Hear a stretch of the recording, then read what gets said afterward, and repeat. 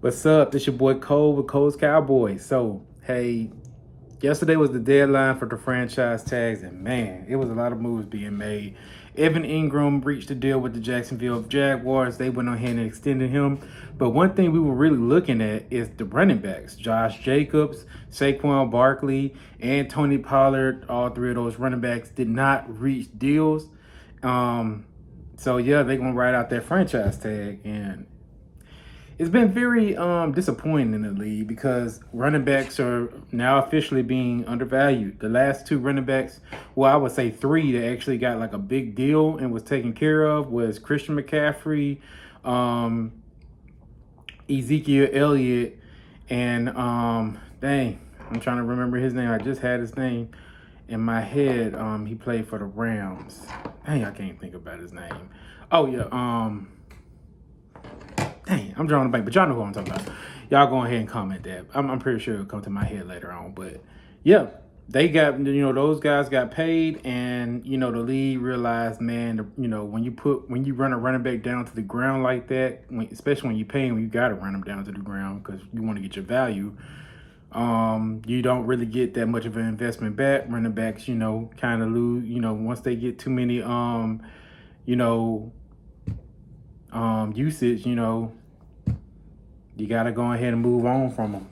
We seen that with Ezekiel Elliott. We paid him a lot of money, and we ran him to the ground, and he wasn't as effective as he used to be. And then we were stuck with him, and we have Tony Pollard that came out the mix and ended up being a more explosive back, and now he the head dog, and now he not getting paid because they're trying to prevent from making past mistakes.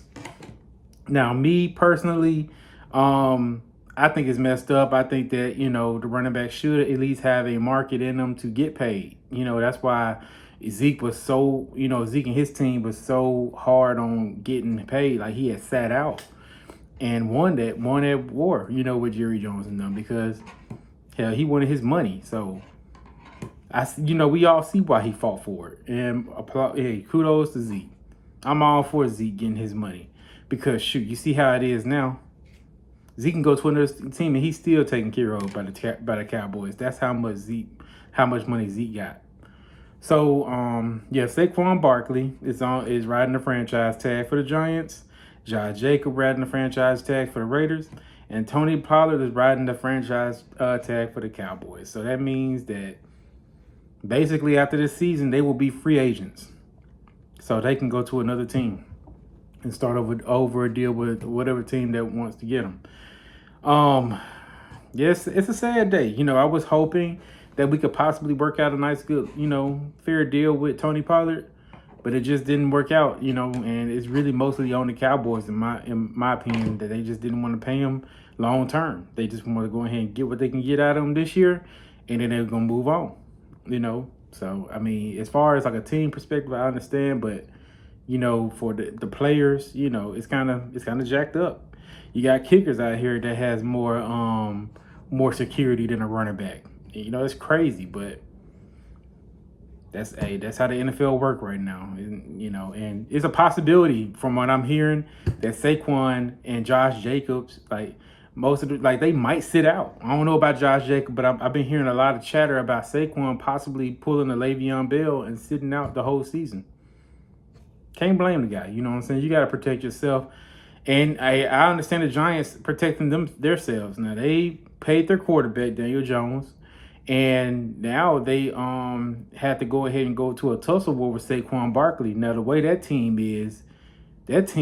offense was built around Saquon. Like, Saquon is the New York Giants. It's not Daniel Jones.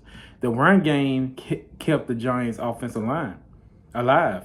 So without Saquon Barkley, it's going to be kind of hard on the Giants. I don't think they'll be as much, favored. They might still be respected because of Brian Daboll. But Brian Daboll, the reason they had that success with the Giants was because of Saquon Barkley. It wasn't because of Daniel Jones. And they still haven't fixed their wide receiver room.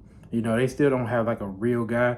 They got Darren Waller, but what he gonna do? He a tight end. There's a lot of defenses in this league that can take, that can hold down a tight end. We got three good safeties that can hold down that tight, Darren Waller, So we'll see, man. It's interesting to see how this season gonna go. Of course, we play the Giants week 1, and the Giants' biggest weapon was Saquon Barkley, and we beat the Giants with Saquon Barkley. So it's gonna be it ain't looking good for the Giants, man. They need Saquon. They need Saquon in the building. So we will see. I did want to go ahead and pivot over also on Dak Prescott. Okay, in the media. Let's talk about the media. So I got Dak, they first of all, man, let me tell you about Dak Prescott. And I know I'm a big Dak Prescott fan, as you know. The dude is a leader, man. He is. He's a leader of men. His leadership is next level. And, he gets a lot of hate from, fan bases, opposite fan bases, Eagle fan bases, Giant, the ops, of course, because he's been kicking their ass. But he gets hate from outsiders too. Like people put a lot of hate on Dak. It's people that says that Dak is trash. And I'm like, oh my gosh, like why is he trash? And they were like, well, he can't get past the divisional round. And I'm like, you know how many quarterbacks they haven't been past the divisional round? That y'all naming like top 10 quarterbacks. Like y'all baptizing Justin Herbert. He can't even get past. Shoot, he couldn't even get past the wild card round. But y'all got him like top 5 just because he throws a nice ball. He ain't winning playoff games. He's not. He has weapons on offense. So what's going on? Y'all making excuses for this guy. Lamar Jackson. Now, hey, Lamar Jackson, MVP. I like Lamar Jackson, but put him in the same category as Dak. He has not been past the divisional round of the playoffs. Yeah, he won an MVP, but this is not a playoff. He hasn't moved. Y'all want to go ahead and make a team stat on a quarterback, and then y'all want to, adjust things and be like, oh, well, he won MVP. He was the quarterback of that team. Y'all put Dak standards of, his numbers as a playoff win in his stats. Do the same thing for these other guys. A lot of people was very high on Deshaun Watson. He never went past the divisional round. So, and he actually choked. People don't know. People don't talk about this. But Deshaun Watson actually choked in the divisional playoff game against Patrick Mahomes the year that they won their first Super Bowl with Patrick Mahomes. They was up like 27 to like 3 or something, 27 to 6 or something. And then they let him come back. He choked it away. Nobody talked about that. Had that been Dak Prescott, it would have been a different story. We would have been talking about this to this day. But hey, that's a different video for a different day. But let me get back to the main thing. I'm sorry, I got off track. But Dak Prescott, yes, he's a leader. Him and his teammates went out to Atlanta, Georgia, where I'm at, and they went out and they did practice. And this is the thing about Dak Prescott. And what I like what he's doing. His teammates are all in. His teammates are all in. His receivers, like everybody on offense is all in on Dak. All in. No bad words spoken on Dak Prescott because he's just a great leader. And this is the time when you're going out, you traveling. Like they could have, people would say, well, why are they going to Atlanta to do practice? It's all about the bonding. They ain't just practicing, they bonding together. They building chemistry with together. He ain't just got his starter guys. He got guys that's way in practice, that's on the practice team, with Dak Prescott out here, catching balls from Dak Prescott. He's building chemistry with every guy on offense, every weapon, every receiver, every tight end, every running back. And that's what you like to have, man. Like, you want to build that relationship with your teammates. And you also build their respect as well. So they came out here and they balled out. And, of course, I forgot whatever media reporter was interviewing him. I know a lot of guys from Dallas was, getting their 2 cents into what he was saying. But some of these fake media outlets that be on Twitter and stuff that has a lot of followers and a lot of people buy into their rumors is the one thing they said and they tried to quote him and say that Dak Prescott said he would not throw 10 interceptions. And of course, with him being Dak Prescott and him being the quarterback of America's team, people bit into it and trolled it all day long. And I'm like, okay, first of all, that don't sound like nothing Dak would say.